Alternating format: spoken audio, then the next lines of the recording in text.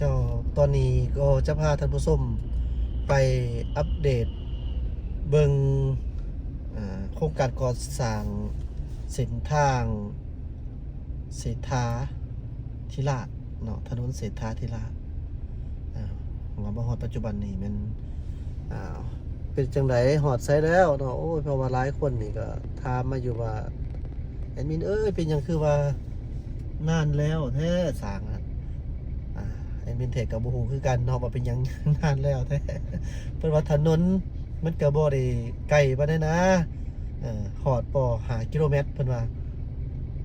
คือว่าการสร้างคือดนแท้ อดทนใจอดทนรอเนาะคิดว่าอีกบ่ดนก็คงจะแล้วนั่นแหละเบิ่งก็หลายรูปแบบหลายลักษณะแน่ในการก่อสร้างถนนในตัวเมืองนี่เบิ่งคือง่ายแต่ว่ามันก็บ่ง่ายได้เจ้าท่านผู้ชมเบิ่งในหลายรูปแบบเนาะเพราะว่าหยังเกี่ยวว่าซั่น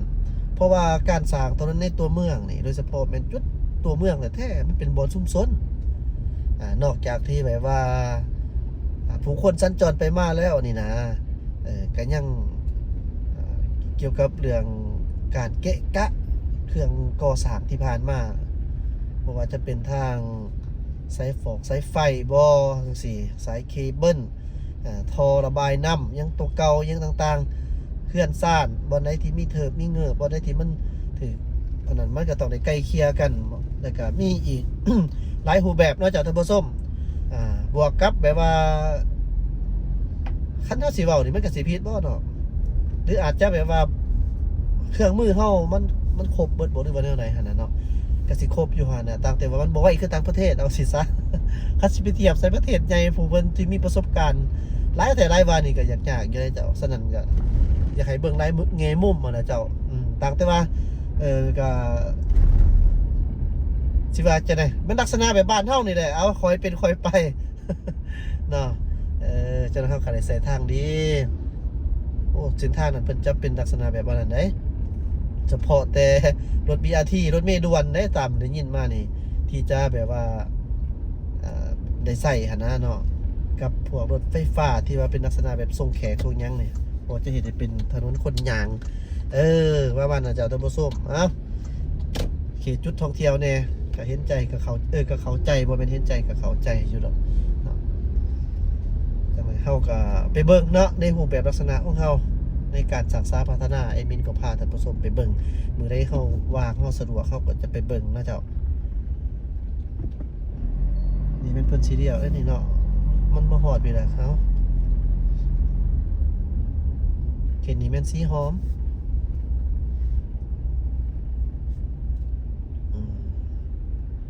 โอ้เอมินเขามาแม่กินเหล้ากินเบียร์เมาตำห้าวไปเบิด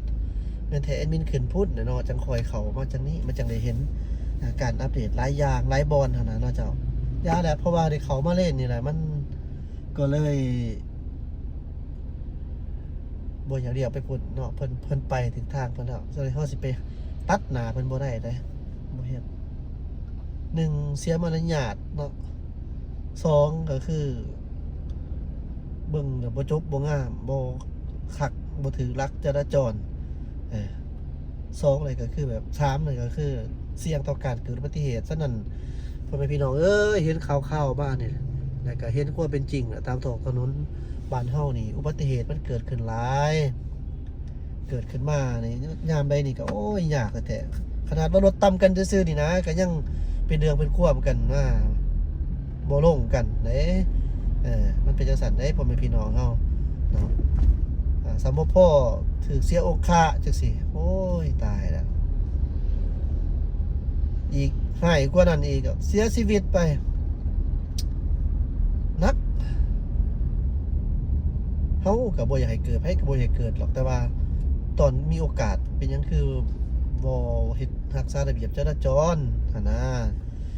เว้าหลายมาฮอดพี่เขตนี่แม่นวัดอินแปง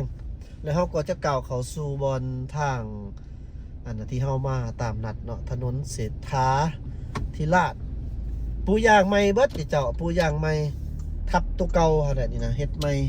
มาเบิ่งว่าเป็นจังไดเนาะนี่วัดอินแปงเข้ามานี่มีทางวัดอินแปงวัดมีไสที่เห็นอยู่ตอนนี้เป็นวัดอินแปงเด้อ เอานี่ละเจ้าที่ถนนหลายคนคล่องค่อยก็สิประมาณนี้อ่าห้องระเบิงห้องระบายน้ำคือว่ามันหน่อยแท้เนาะหรือว่าจังไดวิชาการเพิ่นเบิ่งอย่ามีภาพมาเบิ่งซื่อๆต้นไม้เนาะสังเกตเด้อเจ้าท่านผู้ชมต้นไม้ถือว่าเพิ่นก็ตัดออกเนาะเพราะว่าตะกี้นี่มันหกเด้มันก็เป็นห่มหั่นนะตัดออกแล้วต้นไม้เพื่อเป็นการลดพรเกิดอุบัติเหตุย้อนเด้ฝนตกฟ้ารั่มมานี่แล้วก็นอกจากที่เขาเห็นซื่อนี่แหละทั้งข้างเบื้องข้างเบิดทุกข้างนี่ก็หมายความว่าเพิ่นก็อันนั้นเด้อเจ้าท่านผู้ชมเพิ่นก็เทคอนกรีตคือกันเนาะวางบอลนี่ก็ประมาณนี้นี่ค่อยไปค่อยมาเนาะนี่แหละเส้นทางที่เพิ่นเฮ็ดใหม่ตะกี้เป็นทางปูยางก็เห็นว่ามีคนมาเฮ็ดเวียกเฮ็ดงานอยู่นี่นะเจ้าบางบอนกับปูแล้วบางบอนก็ยังบ่ทันได้ปูแล้วยังตัวเก่าแต่ว่าเพิ่นว่าก็สิเร่งให้มันอันแล้วไว้อยู่หั่นแหละเพิ่นว่าจังซี่เบิ่งนำกันเติมเนาะ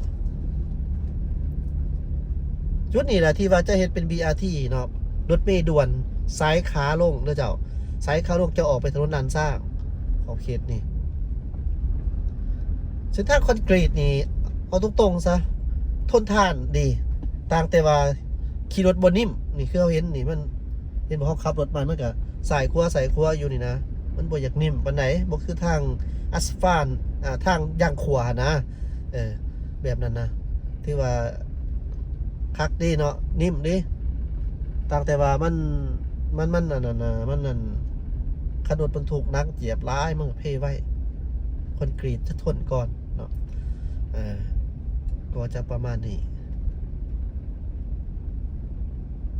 นี่แหละเส้นนี่แหละเพราะว่า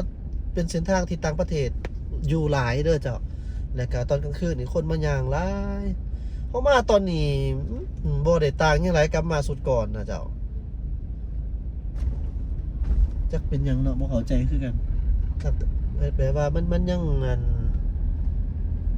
นี่มาฮอดนี่ยังเป็นทางปูยางอยู่บัดนี้เขตนี้นักท่องเที่ยวโอ้หลายเข้ามาเขาก็จะเข้าใจอยู่ขี้ดินขี้ดอนตอนหญ้านี่เพราะว่ามันกำลังพัฒนาได้เส้นในทางนี้ก่อสร้างเพิ่นวางระบบน้ำประปาเต็มเลยอยู่รุมหั่นน่ะพืชเนาะ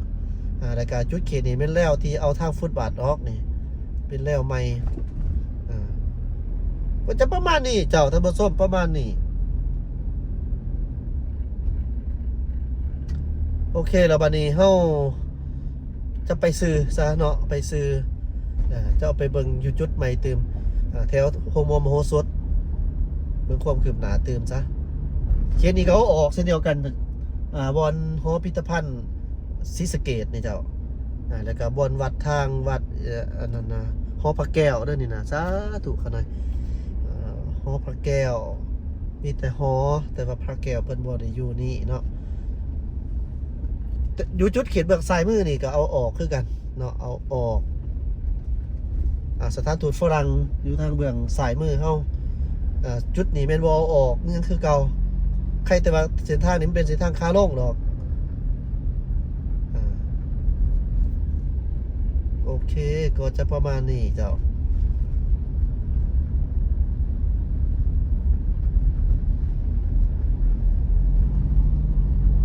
เอามานี่15ท่านผู้ชมพุ่นแล้วเกี่ยวคนไปทั้งคู่เวียงพุ่นขึ้นเนาะมานี่เพราะแอดมินก็จะออกไปเวียงต่อเลยมาทางนี้ถ้าออกไปเบื้องขวามือเฮาก็จะออกไปทางหลังโฮโมโมสุดแล้วก็ออกไปสอดแคมป์ของจุดเขตนั้นเนาะส่วนเฮามาทางนี้ก็ออกมาเส้นทางอันนั้นนะโรงเรียนมส.เพียวัดได้นี่นะโอ้โรงเรียนมส.เพียวัดปัจจุบันนี่งามอีหลีเจ้าได้เบื้องซ้ายมือเด้อสังเกตเบื้องซ้ายมือโรงเรียนมัธยมสมบูรณ์เพียวัดเป็นศิษย์เก่าอยู่นี่เนาะตอนนี้งามหลายโรงเรียนนี่มี4 สั้น5 สั้น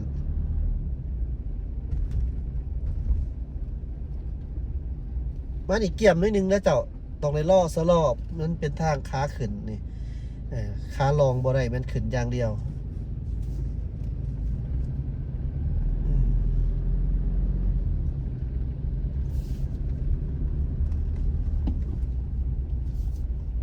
อิดว่าสิไลฟ์สดเลยเนาะแต่ว่าโอ้ยาละ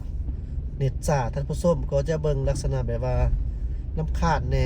แอดมินก็เลยบันทึกภาพแต่บันทึกมื้อนี้ล่ะเจ้าท่านผู้ชมมื้อนี้วันเสาร์เด้อมื้อนี้วันเสาร์วันที่ตัวแอดมินบ่เจอ วันที่บ่เจอ